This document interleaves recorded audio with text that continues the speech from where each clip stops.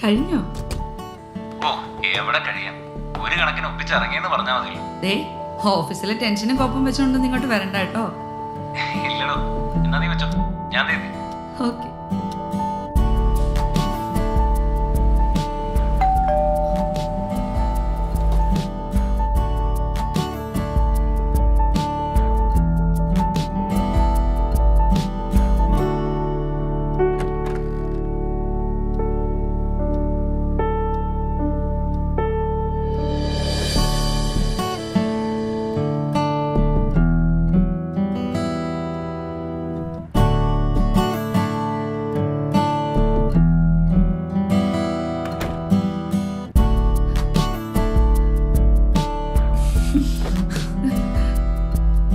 നിനക്കൊരു മാറ്റമില്ല. എന്നുവെച്ചാ നീ പണ്ടും ഇങ്ങനെയായിരുന്നു.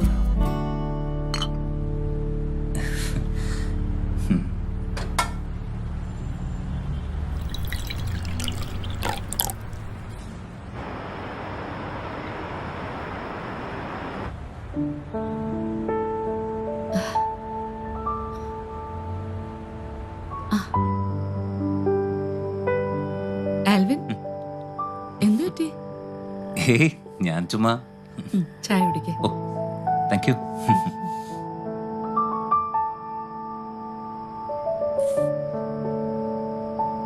എന്താ?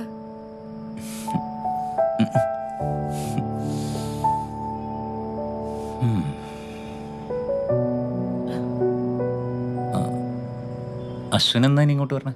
3 ദിവസത്തെ ടൂറെന്നാ പറഞ്ഞേ.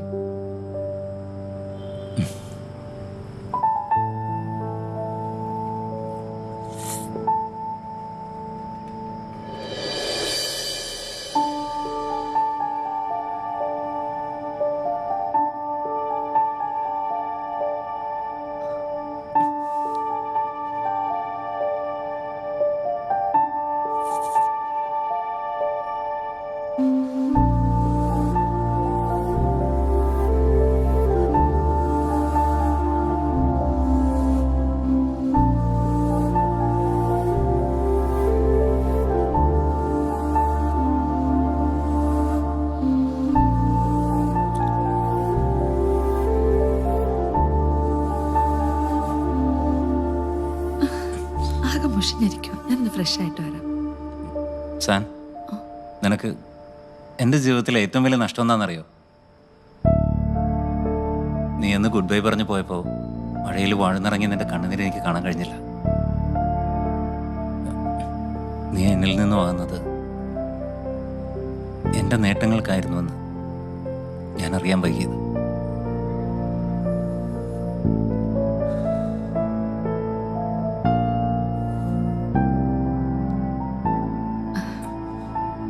കാലം വായിച്ച കഥകളെ ഓർത്ത് എന്തിനു പുറകിലേക്ക് സഞ്ചരിക്കണം? ശൂന്യതയിൽ നിന്നിരുന്ന നിന്നെ വിദൂരതയിലേക്ക് അയക്കാൻ കാലം എന്ന സത്യം മാത്രമേ എനിക്ക് മുന്നിലുണ്ടായിരുന്നുള്ളൂ. നിന്റെ നേട്ടങ്ങൾക്ക് ഞാനൊരു തടസ്സമാണെന്ന് തോന്നിയത് കൊണ്ട് നിനക്ക് വഴിമാറി ഞാൻ നടന്നത്.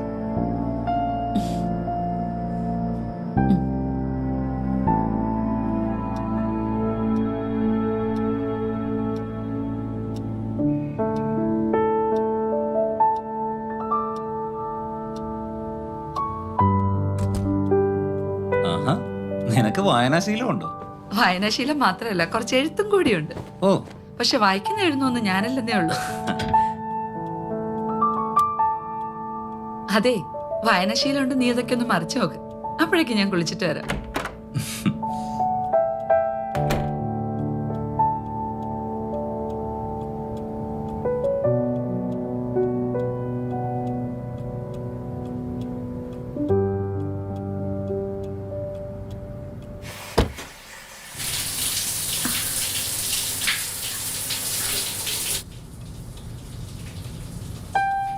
സ്ത്രീ എന്ന അമ്മ തന്നിലൊരുവാർന്ന ജീവനായി തൻ സ്വപ്നങ്ങളെല്ലാം ചുമരുകൾക്കുള്ളിലെ ഇരുട്ടറയിൽ പ്രതിഷ്ഠിച്ച് പ്രാണൻ വിടിയും വേദന സഹിച്ച് മുഖത്തെ പുഞ്ചിരിക്ക് മങ്ങലേൽക്കാതെ തൻ പിഞ്ചോമനയ്ക്ക് ജന്മം നൽകി മാറോട് ചേർത്ത് മുലയൂട്ടി ആ കുരുന്ന് ജീവനെ തന്നേക്കാളേറെ സ്നേഹിച്ച അമ്മയെന്ന തണലിലായാണ് ഞാൻ ആദ്യമായി സ്ത്രീ എന്ന മഹത്വത്തെ അറിയുന്നത്.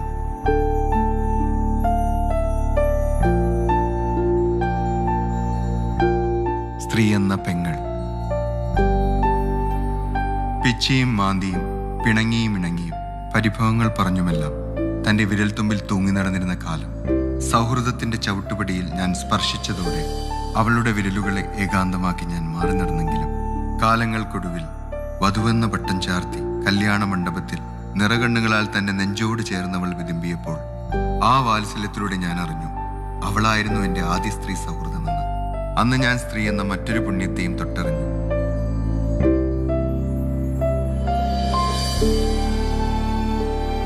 സ്ത്രീ എന്ന ഭാര്യ.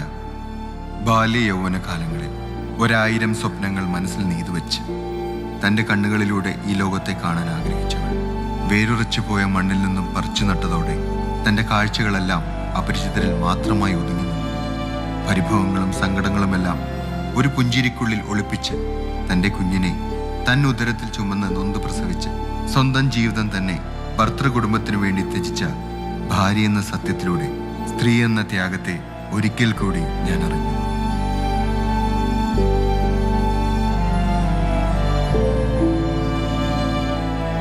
ഇതിനിടയിൽ എപ്പോഴാണ് സഹോദര സ്ത്രീ നിനക്ക് വെറും ശരീരം മാത്രമായി മാറിയത്?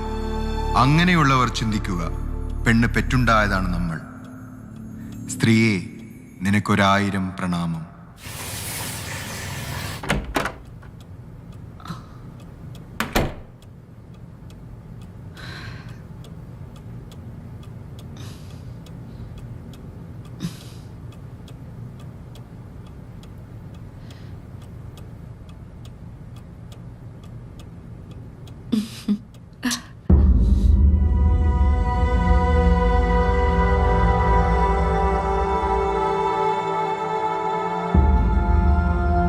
ആൽവിൻ, ഇതെവിടെ പോവാ? നീ എപ്പോഴെങ്കിലും അയാൾ എഴുതിയ കാര്യങ്ങൾ വായിച്ചു നോക്കിയിട്ടുണ്ടോ? ഞാനത് നോക്കാറില്ല, എനിക്ക് അതിനുള്ള സമയമില്ല. സമയം കിട്ടുവാണെങ്കിൽ എപ്പോഴെങ്കിലും ആ ടേബിളിൽ അയാൾ ഒരു പുസ്തകം വെച്ചിട്ടുണ്ട്, അന്ന് വായിച്ചോ.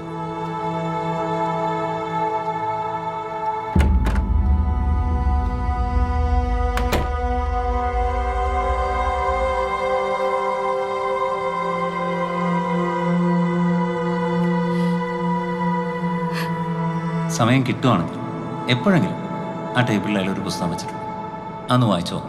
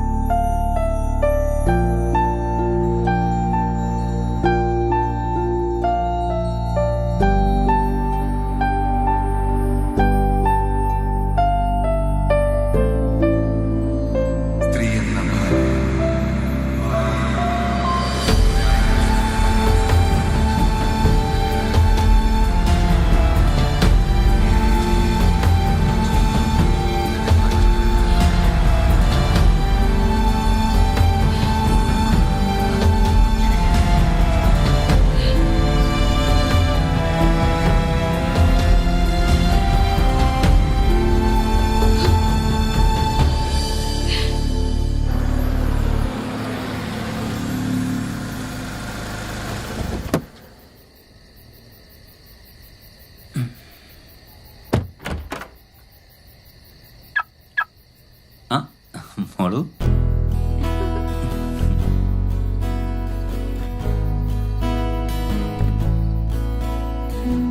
മോള് ഉറങ്ങിയില്ലേ?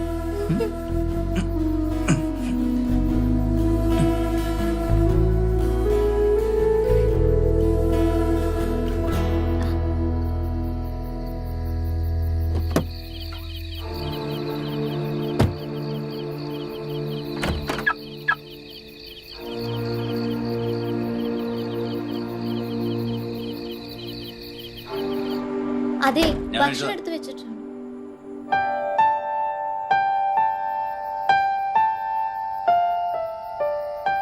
നിന്റെ കണ്ണീന്ന് വീഴുന്ന അവസാന തുള്ളി കണ്ണീരായിരിക്കും ഇത്.